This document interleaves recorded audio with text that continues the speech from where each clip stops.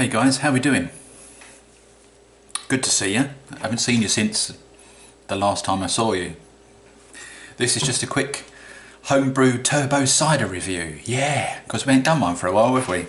I've been doing kits and things recently, but on the side I've also been doing some ciders.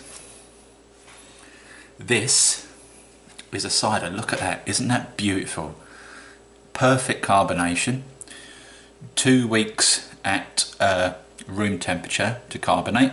Okay, now this was made using just apple juice, nothing else apart from yeast obviously.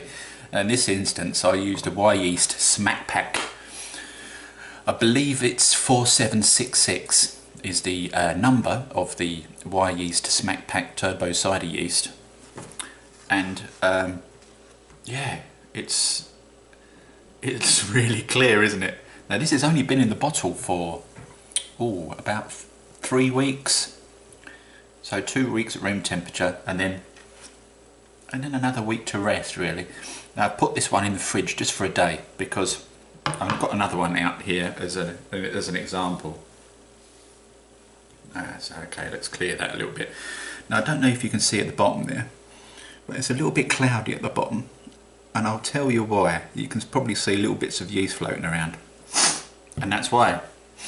The Wyeast is particularly fluffy, much like the White Labs 775 yeast. So what you have to do is cold crash it just for a while, just to let all the yeast settle at the bottom, and then when you're careful and you're pouring, you get a perfectly clear cider. Look at that, isn't that fantastic? Now the best thing about this, I think, and this is just my personal opinion, is that there's no tannin added in this. 1. There's no added citric or malic acid. 2. There's no pectolase, right, because it's just apple juice. 3. So basically there's nothing in this apart from the juice and the yeast, and I've got to be honest with you, it's fab. I'm gonna have to give this at least a 9 out of 10, because on the smell you get an apple hit. Boom. Smells like apple juice. Maybe a slight hint of alcohol, just a tiny hint, but that will go with time. Yeah, because these haven't been around for very long. They've only had about 4 weeks, if that, 3 weeks maybe. Yeah, it smells of apple, but the best bit is the tasting, folks, and I'm going to do that right now.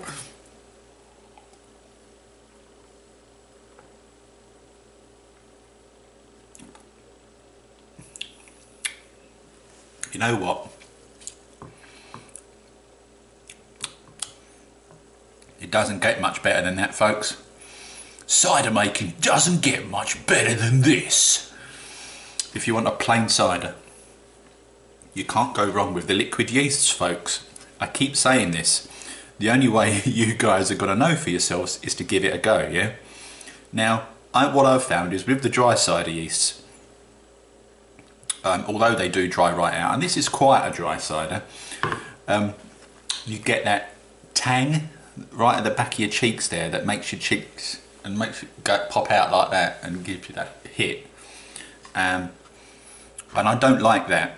That's just my own personal preference. You might like that sort of sharp hit that you get. And I can't really resolve that using a dry cider yeast without putting in, you know, Splendor or other bits and bobs, malic acid and all that sort of shit. But what I've found is with the liquid cider yeast, you don't have to do that. There is something with these liquid cider yeast, and I wish I knew what it was, but it does work. It takes away that sharpness. You don't get the same level of sharpness that you get with a dry cider yeast. These liquid yeasts are expensive though. They're about £6 to £7 online, and of course you have to pay postage and packaging. You'll be hard set to find any liquid yeast in your local homebrew shop. If you're lucky, especially cider ones, yeah. If you're lucky, they might have some ale or lager ones, or bitter, you know. But they won't have any cider yeasts. liquid cider yeasts. I'll put my money on it, 50p, because that's all I got. But this is amazing, folks. Look at that, the clarity. I mean, you can see me behind it. Hello. It's beautiful. Oh, I'm so excited about this. I just can't tell you. Now, if it was down to this one, which is the Wyeast Smack Pack yeast, or the White Labs 775, which one do I prefer, folks? Well, I'll tell you what I'm going to do. In a future upcoming Homebrew Wednesday video, we're going to do a side-to-side comparison of the 775 versus the 4766. Okay, so look forward to that one. But in the meantime, I'm going to go away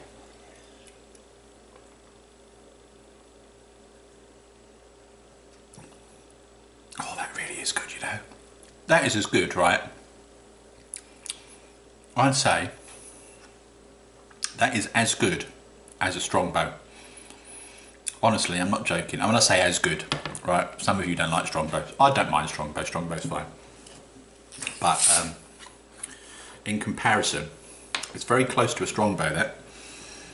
I'm going to pour some more in here, folks, because I've got another bottle here. And I feel like another drinky poos. Look at that. I just wanted to show you how clear it is on pouring. And they're starting to get some little yeasty bits in there, but that's alright. We're getting to the bottom. We don't mind losing a bit at the bottom. But I just wanted to show you from the pour how fantastically carbonated that is and how clear it is. And I wish you could taste it alongside me. But you can't, because it's all mine. But yeah, I'm well happy, folks. So this is the face of someone who's more than happy. Now, I'm more than happy because I didn't just get the vial of the Smack Pack yeast and chuck it into a batch of cider. Oh no, I didn't do that. I grew it up on my stir plate. Now, a lot of you have started building your own stir plates now, and that's good to see because you can save an awful lot of money by growing up your liquid yeasts. Your investment in a liquid yeast, as I said, is going to be probably just under 10 quid with postage and packaging. Okay. Now, if you take into account, if you get a dry yeast, probably from your home brew shop, dry cider yeast probably costs about 125, 150, something like that. So you look, if you buy, say, 6 sachets of that, you're coming up more or less to the equivalent in liquid, 1 vial of liquid yeast, aren't you? But what you can do is your first vial, you grow it up on a stir plate. You put 1.5 litres of apple juice into a glass vessel. You put in your stir bar, stick it on the stir plate, put your vial of yeast in, and you just let it go. Put some foil over the top, let it go for about 36 hours at most. You'll notice that it will start to froth up within 12 hours or so, but I like to give it at least 24 to 36 hours, and you'll know that you've got your yeast at its best then. And then what you do is you put it into separate vessels. If you look on some of my other Homebrew Wednesday videos, I've done examples of how I do that, and you'll be able to see what I've done to grow up some yeast. So look back on that, because this is the result, folks. This is made from a vial that I've grown up and split into 6 or 7 separate batches, something like that. 6, I think. And I've then grown up one of those batches on the stir plate for 24, 36 hours again to chuck that into a big batch. Now in this instance I think I did 10 litres, 10 to 15 litres of just plain apple juice and yeast, nothing else. And it's one of the best ciders I've ever had, folks. As a home brewer, one of my favourites. It goes alongside the 775. But again, watch out, and we'll do a taste test. We'll do a comparison of the two. I just need to find some 775. So, thanks for watching, folks. I do really recommend that you go out and you invest in some liquid yeast and you grow it up on a stir plate. If you haven't got a stir plate, that's absolutely fine. You can still grow up some yeast, right? You just get yourself a vessel, a glass vessel, you put your apple juice in there. Every time you walk past it, you give it a little swirl around like that. Put it down, go away, come back, give it another little swirl, yeah, and you keep doing that. You can still grow yeast up. Obviously you won't get as many yeast cells, but it's still well worth doing. You don't really need a stir plate, but you get more yeast if you do. Hope that makes sense. So cheers to you lot, and I just want to say a quick cheers to my buddy Gary, who has been on at me for years. Mr. Gary Smith Esquire.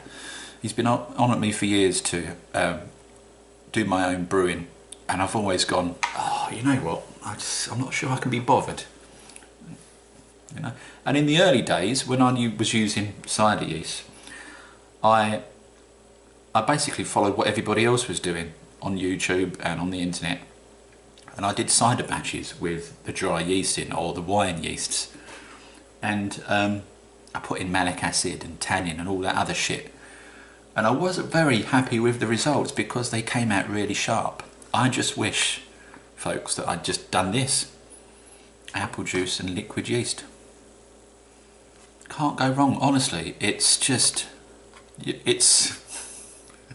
there's no reason for you not to give it a go, honestly, folks. You'll be amazed by the difference between the dry yeast and the liquid yeast when it comes to cider, okay?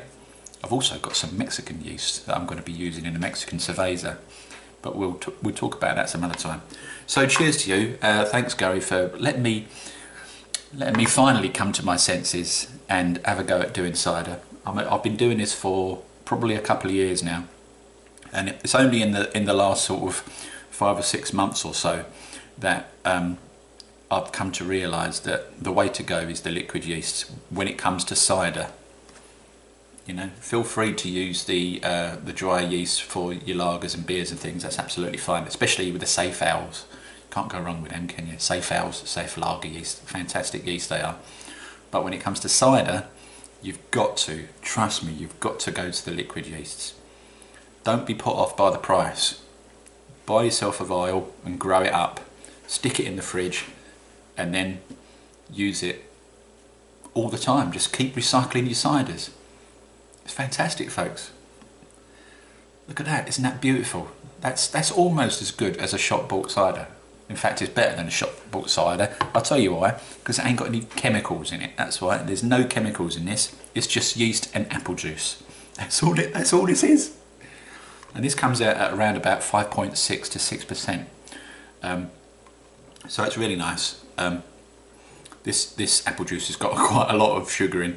Normally you're looking at 1.040 for there or thereabouts for your bog standard supermarket apple juice, your starting gravity, without any additional sugars.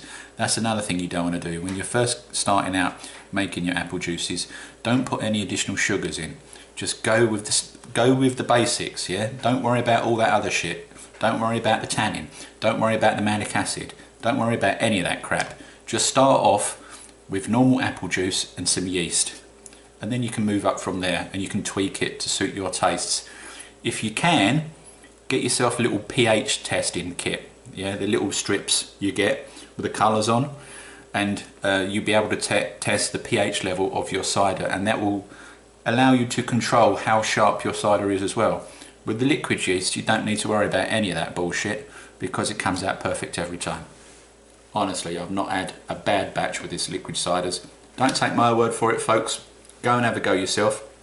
You can also ask my buddy Gary, who nicked some of my liquid yeast. Actually, he didn't nick them. I gave him a couple of bottles with the 775 in, and he drank it down to the bottom, and he grew the yeast up on a stir plate, as I was saying earlier. And from that, he's had infinite batches of cider made from the liquid yeast, and they've all come out fantastic. I can vouch for that because I've had some myself. So cheers to you, folks. I'll see you on the Homebrew Wednesday. Homebrew Wednesday time, yeah, tomorrow. But in the meantime, cheers. Have a fantastic day. And I'll see you on the next one. Ta-da!